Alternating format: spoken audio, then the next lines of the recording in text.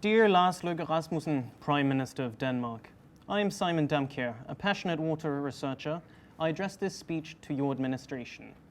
According to the Danish Meteorological Office, climatic changes have raised the average temperature of Danish lakes by 2 degrees Celsius since 1980, the repercussions of which include severe degradation of our lake ecosystems. But Mr. Rasmussen, climate change considerations is nothing new to us Danes. Denmark is amongst the global leaders in the development of clean wind technology, with over 39% of our energy production coming from this source. However, climate change is a global issue which knows no borders and stretches beyond technological matters. It involves an important political dimension. This I know you are very well aware of, given your role of chair during the COP15 in 2009.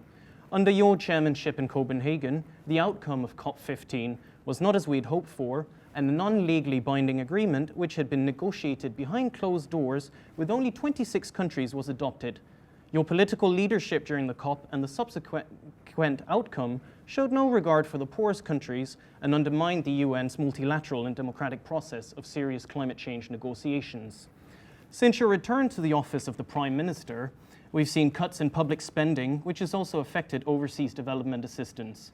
These cuts include financing for small-scale climate change adaptation projects, a successfully funded initiative that I worked on at the Danish Embassy in Uganda under our previous administration. As we approach the next COP in Paris in a few weeks' time, ambitions for a legally binding agreement are as high as ever. This pressure, I can only assume that you must have felt too.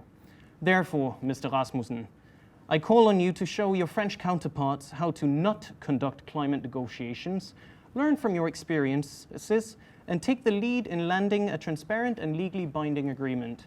I thank you for listening to a youth delegate, as it is us, our children, and not you, that will feel the real consequences of climate change. Thank you.